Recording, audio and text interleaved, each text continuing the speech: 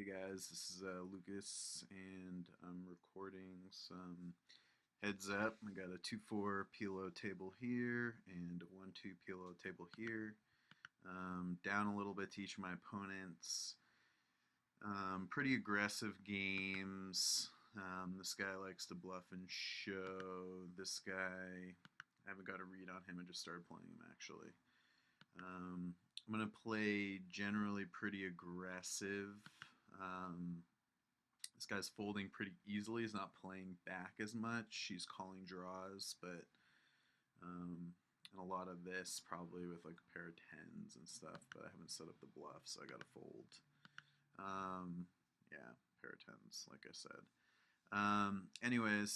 So what I'm gonna try and do in this game is just play fairly aggressive on the button, which is pretty standard, and see if there are any opportunities to sort of set up longer bluffs. He likes to 3-bet a lot as well. 3-bet small, like min raise 3 bluffs, kind of silly, but it is 1-2. Now I guess this guy's limping on the button, so everything's gonna be fairly standard. If I have something to go over, like for instance this, I'm just gonna kind of do standard bet. He'll probably call clubs, I'm thinking. He might have a straight, something like that. So I don't want to push him out of the pot, but I don't want to get minimum value from him. So now he's really going to have to make a decision here. And it was the wrong decision.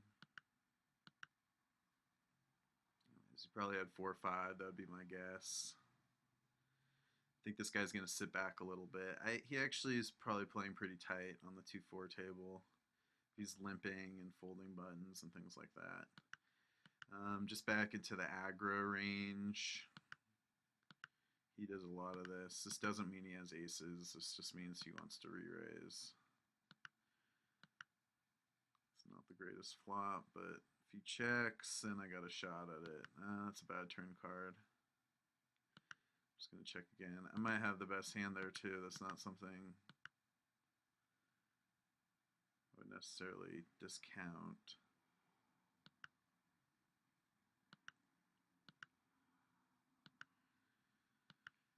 I don't know, I'm just going to give it up. Better spots. He's probably bluffing. Oh, no, he has aces.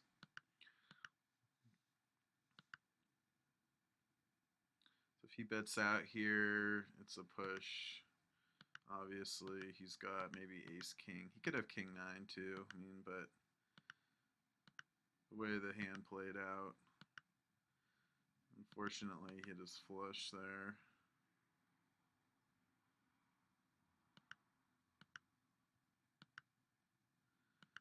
Can't really fold from there. This hand. So you can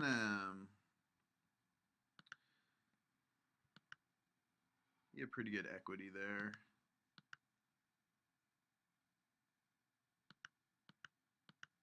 So he plays pretty standard, tight, aggro, checks when he doesn't have it, bets when it was a nice turn for him to bet.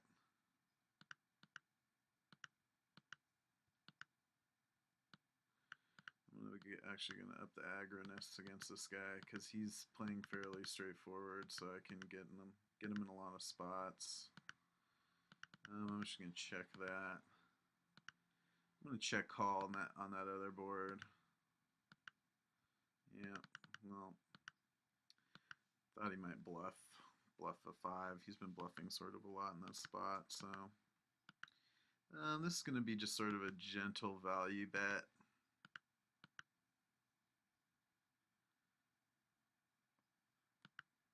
Yeah, so he's not raising with, I'm just going to call there. I could 4-bet if I wanted to, but I'm going to leave my 4-bets to be a little more selective, I think. Now that's a draw. He does that with draws, so I want to. Unfortunately, a draw just got there.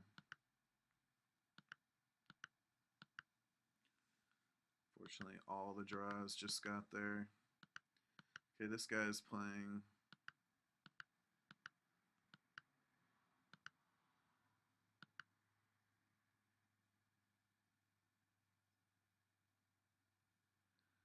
So if he doesn't show, he doesn't have it. Now this guy, again, he's playing super straightforward, so it's like aggressive, one stab at it, we'll check and, we'll fold, we'll come along with big draws. I mean, it's pretty ABC PLO player. Opens up probably medium to weak. I mean, medium to strong on the button.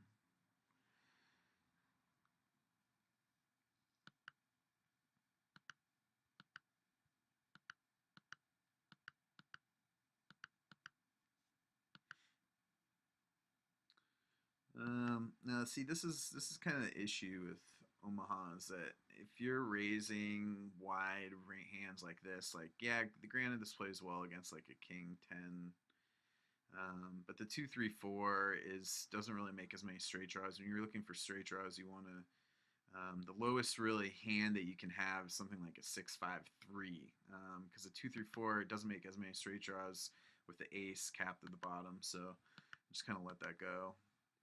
Now, if this is something like 9-6-5-3, then I would definitely play that against him with position. Um, his range for re-raising is high cards, most likely. I mean, he could have like a 4-5-6-7, which would be devastating to that hand, but I mean, that's just one small example.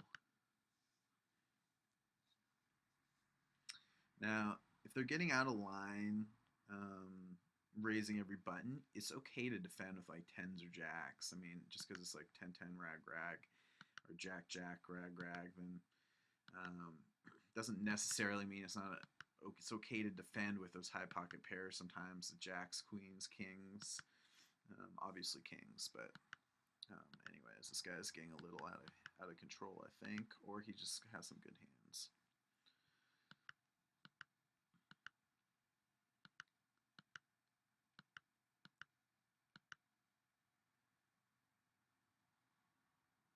So yeah, as you can see, I mean, the guy in the 1-2 table is playing super straightforward. I mean, they both are. They're both, you know, this guy's getting a little funny with his bet sizing and re-raises and things like that. He's getting a little cute with it, and he just might be having fun. But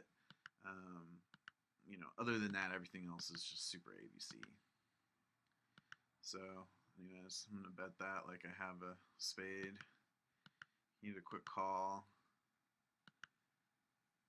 I'm gonna bet like $8. It's like a blocker bet.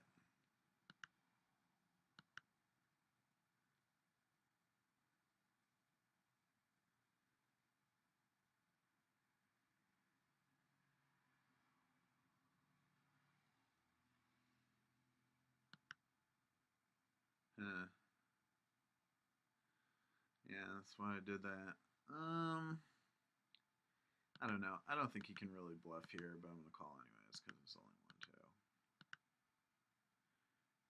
Yeah, it worked.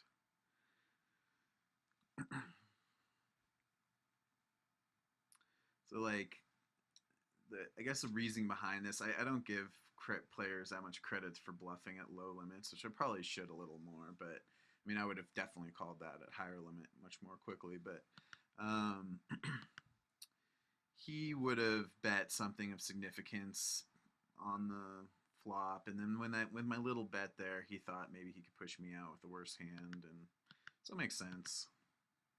Anyways, this guy is still getting super aggro on the button, so I think it's okay to defend with tens here. Now, some people might like to push here. Depends on the dynamic. Like if you're check raising flops a lot, then they could re-bluff. I mean, this guy's not going to re-bluff. He's not as a skill set. So if it goes check check, and then I'm just going to. I could full pot. I think I'm going to just full pot because anything else looks like I'm trying to get value out of it. And he snapped full. He didn't have anything, I don't think. I think he would have called ace king there. So, I mean, that's how he's setting it up. Anyways, this hand keeps getting more interesting. I think it could really snap him with 6 or 3. That I can't snap him with. So that's like an ace queen bet. I, you know, I'm just gonna let it go. I mean, some days I might try and rebluff at that, but I mean, there's no way I can represent a full house there. It just doesn't play. That hand's garbage versus his re-raise range. I'd much rather have queen 10, 5, 6 there than ace jack 4, 6. You're really trying to play against people's ranges more than you are your actual hand. You want to look at kind of like, all right, if he's only re-raising with premium hands, well, then low cards might actually have some equity, especially if you're on the button. I'm just going to bet out here. There's no real reason for me to check call that. I mean, there's a lot of, like, he could have a king 8, or not king 8, but he could have like a jack 8 or a 9, 10. So this might be an aces raise, or it could be like an 8-6 raise. I don't know how cute he's getting, but I'm just going to go ahead and call. We'll see what happens here. Could be an aces raise, or he could have hearts, something like that as well. Anyways, I hope this is not just jibber jabber. Maybe some of it is, but it's kind of things that I think about. I'm just sort of thinking out loud while I'm going over this. Now here's the issue with the 4-bet here. I'm gonna get 200 in. I'll still have another 200 behind. I'm kind of like pot committing myself if I make a 4-bet here. I mean, obviously he could have aces, but I kind of like just calling here. Now that makes me think he didn't have aces. He might have like ace, king, queen or something like that. Or ace, jack, queen. He could also have, now that he's checked that again, he could also have, see, I don't remember what I did here. I guess I re-raised. I'm just going to check call. I'm going to see if I get this guy stabbing at it. I have enough equity in that hand, so.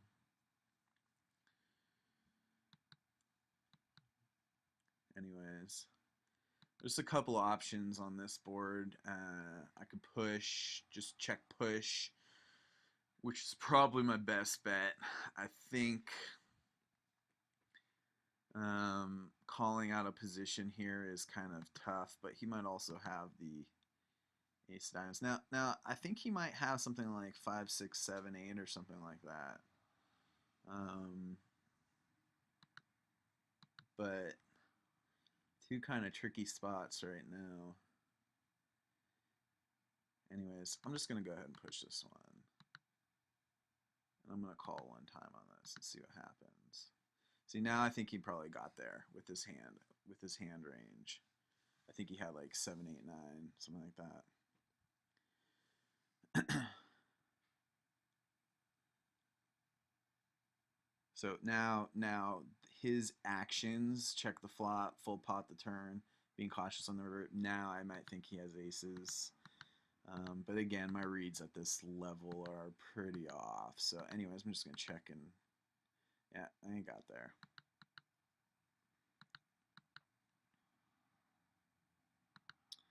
So anyways, call that flop, and then you're going to have, call that turn, and then say ace banks on the river, or 10 banks on the river, and he full pots it again. You have to call. I mean, it's just, that's what you're setting yourself up for.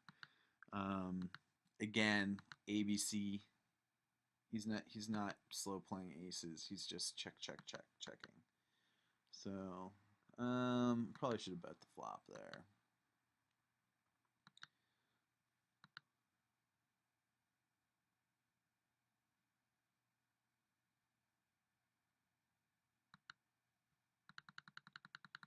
And this is the last hand here. He might already have full house too. He's being all cheeky about it. Well, anyways, let's see if I can get this in. I mean, he might have it, but it's all good. Nope. Anyways, that's it. Have a good one.